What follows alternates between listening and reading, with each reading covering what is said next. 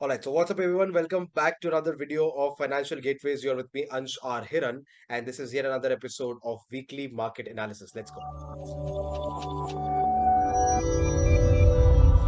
Alright, तो weekly market analysis ऐसी एक सीरीज जहां पर हम बात करते हैं पिछले हफ्ते मार्केट में क्या हुआ और अगले हफ्ते मार्केट में क्या हो सकता है। इस बार थोड़ा लेट भी हो गए।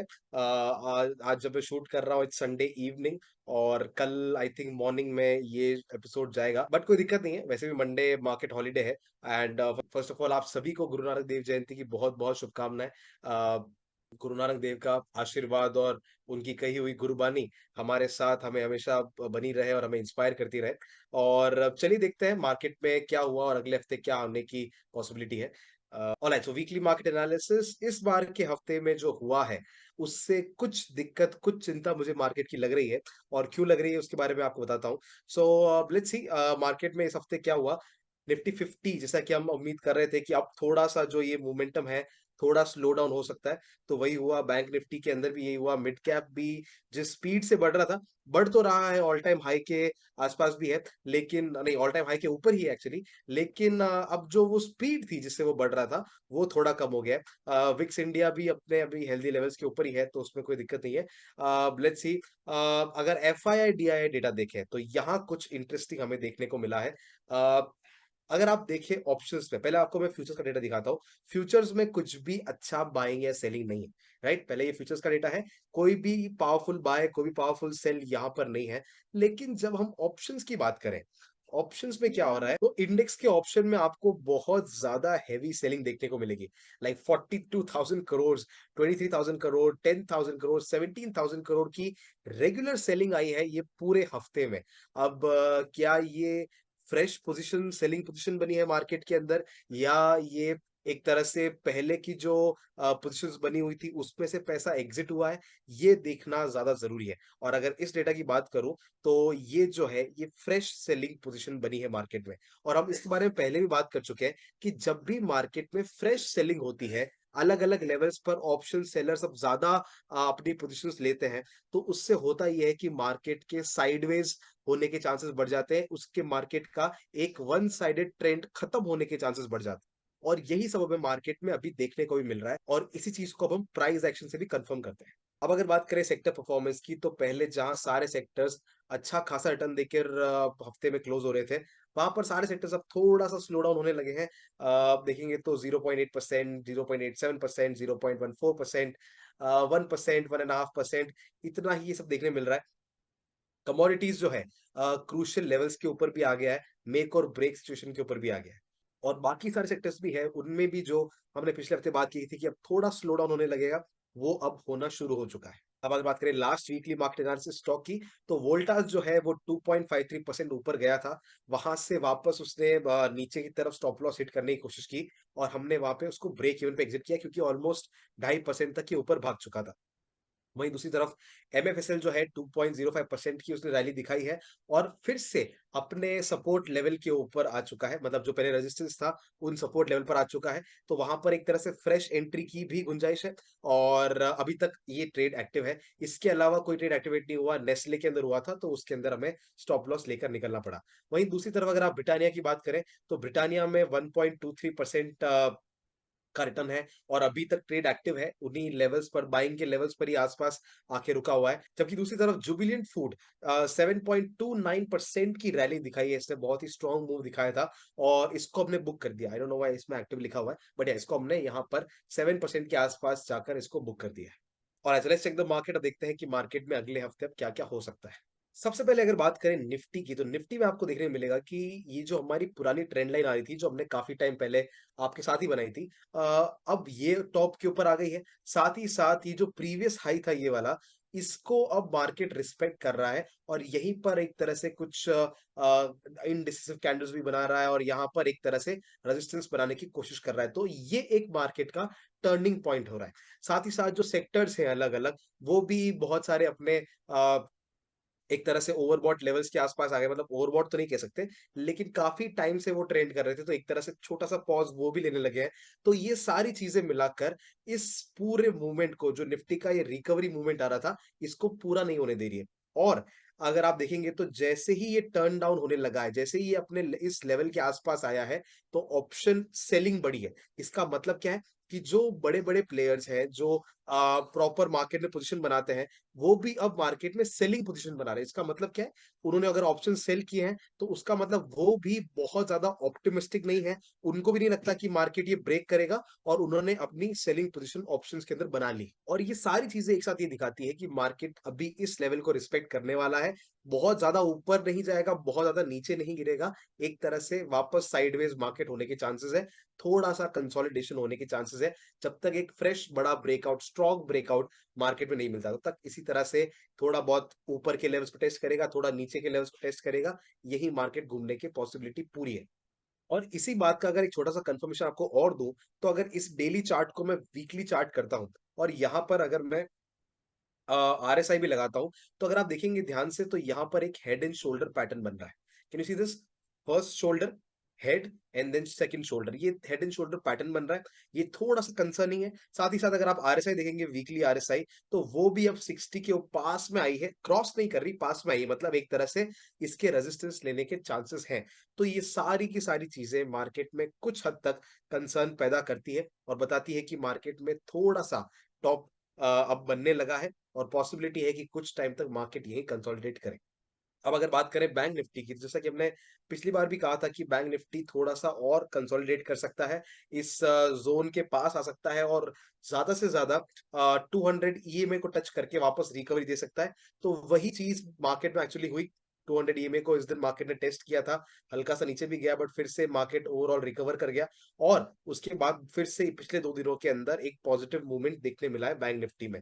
अब आगे की स्ट्रैटेजी क्या हो सकती है? आगे का वही जो हमारी ट्रेंड लाइन ये वाली बनी हुई थी, इसी के आस-पास बैंक निफ्टी जो है एक तरह से हॉल्ट लेने की कोशिश करेगा। ऊपर की तरफ 44,100 उसके बाद में 44,700 और 44,400 के जो लेवल्स हैं, ये स्ट्रॉन्ग लेवल्स हैं। इन्हीं लेवल्स को रिस्पेक्ट करते-करते bank Nifty upward downward move करता रहेगा क्योंकि निफ्टी का भी प्रॉपर सपोर्ट नहीं है, तो बहुत वाइल्ड मूवमेंट आने के चांसेस थोड़े कम हैं।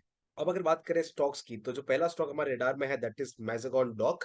पिछली बार भी हमने इसकी बात की थी और हमने कहा था कि अगर ये लेवल क्रॉस होता है जो कि क्रूशियल लेवल है, तो अच्छा खासा अपवर्ड मूव आने की पॉसिबिलिटी है। अभी तक तो इसने क्रॉस नहीं किया है बट पॉसिबिलिटी है कि अगर अगले हफ्ते ये क्रॉस करता है, ब्रेकआउट करता है, स्ट्रॉन्ग वॉल्यूम के साथ ब्रेकआउट करता है आरएसआई भी 60 के ऊपर जाती है, तो एक अच्छा मूव मैज़ेगॉन डॉक के अंदर देखने मिल सकता है क्योंकि सपोर्ट लेवल अभी भी बरकरार है 20 मूविंग एवरेज का वीकली के ऊपर और डेली के ऊपर ये एक तरह से प्राइस एक्शन छोटा-सा बन रहा है। सो अगर ये कंफर्म होता है, Mazagon Dock can be one more stock for the next week. Next stock that we have for you is Cipla. Cipla के अंदर अचानक से एक दिन बहुत अच्छा खासा डाउनवर्ड मूव आया, 9-8% का डाउनवर्ड मूव आया और उसकी वजह से सिप्ला जो है अभी 20 मूविंग एवरेज के आस-पास आया है। अब पता है होता क्या है, जब ये एकदम से क्रैश आता है ना, तो या तो स्टॉक पूरा गिर जाता है या फिर ऐसा होता है कि वो जो क्रैश आता है उसका रीज़न कंसोलिडेट हो जाता है और उसके बाद में वापस अच्छी खासी स्पीड से रिकवरी देखने मिलती है। तो दोनों में से जो होगा हम उसके लिए रेडी रहेंगे। अगर इसका लो ब्रेक होता है तो बात अलग है, ये अगर लो जो है जो बॉटम बन रहा है टूट जाता है तो बात अलग है, ठीक है। लेकिन अगर यहाँ पर किसी तरह के रिकवरी के साइन दिखते हैं, प्राइस एक्शन कंफर्म करता है, तो सिप्ला का जो ये डाउनफॉल है, ये रिकवर होने का चांस रखता है और ये 7-8% जो है ये हमें ऊपर की तरफ भी देखने को मिल सकता है। अब 7-8% आज की डेट में तो और आज की मार्केट कंडीशन में थोड़ा मुश्किल है, पर जितना भी हमें क्विक रिटर्न्स मिल सकते हैं सिप्ला के अंदर, it can be a good stock for the next week. Next stock that we have for you is Rashtriya chemical and fertiliser. अगर आप देखेंगे तो 20 मूविंग एवरेज के ऊपर वीकली का सपोर्ट है। साथ ही साथ अगर आप देखेंगे तो एक तरह से हेड एंड शोल्डर पैटर्न बन रहा है जो कि डाउनवर्ड ट्रेंड का एक तरह से सिग्नल है। ये अप ट्रेंड का रिवर्सल दिखा रहा है। बट अभी जो है ये ब्रेकडाउन हुआ नहीं है, तो अगर ब्रेकडाउन नहीं हुआ है, इसका मतलब ये अपनी नेक लाइन के ऊपर है। ये जो नेक लाइन होती है हेड एंड शोल्डर की, उसके ऊपर है। अगर यहाँ पर सपोर्ट लेकर हल अच्छा-सा अपवर्ड मूव दिखाता है, तो 130 के लेवल्स ही फिर से अचीव कर सकता है। तो ये एक छोटा-सा हमें रिकवरी का साइन दिख सकता है यहाँ पे और इसका रीज़न ये है क्योंकि ग्रीन के जो कैंडल्स हैं, इनका वॉल्यूम बहुत स्ट्रॉन्ग है और रेड कैंडल्स का वॉल्यूम बहुत कम है। तो ये कोई बहुत स्ट्रॉन्ग पैटर्न मुझे लग नहीं रहा है, इनवर्स हेड एंड शोल्डर है फिर भी और आरएसआई भी जो है 40 के ऊपर सपोर्ट ले रहा है। तो इन सब रीज़न से अगर इसमें रिकवरी आती है, तो कुछ 4-5% का मूव इसमें देखने को ऊपर की तरफ मिल सकता है। Next order we have for you is Emami limited. अगर आप देखेंगे तो यहाँ पर वीकली जो है 20 मूविंग एवरेज के ऊपर आ रहा है। वहीं पर अगर ये जो पूरा अप ट्रेंड है, इसके ये 38% के आसपास ये रिट्रेसमेंट के ऊपर लगा हुआ है और अब इसको सपोर्ट भी कर रहा है, राइट? इसका सपोर्ट कंफर्म होके अब ये ऊपर जाने की कोशिश भी कर रहा है। साथ ही साथ ग्रीन की वॉल्यूम बहुत स्ट्रांग है, रेड की वॉल्यूम में कुछ खास दम नहीं है। ये सिंपल प्राइस एक्शन आपको दिखाता है कि यहाँ पर सपोर्ट ले सकता है मार्केट और ऊपर जाने की कोशिश कर सकता है, और इसमें अगर ये कंफर्मेशन हमें मिलता है तो डेफिनेटली ये स्टॉक हमारे अगले हफ्ते के लिए अच्छा रिटर्न हमें कमा कर दे सकता है। The next stock that we have for you is supreme industries limited. ये आप लोग सोच रहे होंगे कौन से स्टॉक्स है, बट इस बार बहुत मेहनत की आप लोगों के लिए स्टॉक्स ढूंढने में, क्योंकि मार्केट में स्ट्रेंथ नहीं है और सेक्टर स्पेसिफिक भी ज्यादा हमें स्ट्रेंथ दिख नहीं रही थी, तो स्टॉक स्पेसिफिक जहां जहां हमें स्ट्रेंथ दिखी उन सब स्टॉक्स को हम लेकर आए हैं आप लोगों के लिए। सो कुछ छोटे स्टॉक्स हैं, बड़े स्टॉक्स हैं, उन सब का एक कॉम्बो हमने लाने की कोशिश की है ताकि आपको बेस्ट जो पिक्स है वो हम देने की कोशिश कर सके। So next stock is supreme industries. अगर आप देखेंगे तो 20 मूविंग एवरेज के ऊपर तो ये है ही, बट एक तरह से थोड़ा सा कंसर्न यहाँ पे ये था कि यहाँ पे एक स्पिनिंग टॉप बन रहा था। Spinning top with great volume, थोड़ा दिक्कत है। लेकिन वो कंसोलिडेट हो गया, एक डाउनफॉल आया, वापस ऊपर की तरफ आया है। अब ये जो गैप है, एक तरह से ये जो अब जोन का काम कर रहा है, सप्लाई जोन का काम कर रहा है, वो यहीं पर मार्केट अटका है। पहले यहाँ पर एक बॉटम बनाया, फिर ऊपर गया, अब वही इसी लेवल के ऊपर आया है। आरएसआई भी जो है 40 के ऊपर सपोर्ट लेने की कोशिश कर रहा है। यहाँ पर भी वीकली में सपोर्ट हमें मिल रहा है, तो मल्टीपल सपोर्ट्स हैं। अगर कंफर्म होता है, अगर नीचे जाने के बाद भी, यहाँ भी अगर नीचे गिरने के बाद ऊपर जाता है या यहीं से ऊपर जाकर प्रीवियस इस कैंडल का हाई क्रॉस होता है, तो ये कंफर्मेशन हमें मिल सकता है। और अगर आप देखें तो अच्छी वॉल्यूम के साथ अगर कंफर्मेशन मिलता है तो डेफिनेटली अच्छा पिक हमारे लिए हो सकता है supreme industries. Another stock that we have for you is Aptus. Aptus के अंदर देखेंगे तो वीकली 20 मूविंग एवरेज के ऊपर सपोर्ट है। साथ ही साथ अगर आप देखेंगे तो ये जो डाउनफॉल हुआ है, एक तरह से ये जो प्रीवियस रेजिस्टेंस था, वहीं पर आकर ये मल्टीपल बार इसने सपोर्ट लिया है। चेंज इन पोलैरिटी, सीआईपी का जो कॉन्सेप्ट है हमारा, उसी के ऊपर ये वापस अभी आया है, बॉटम बनाने की कोशिश कर रहा है।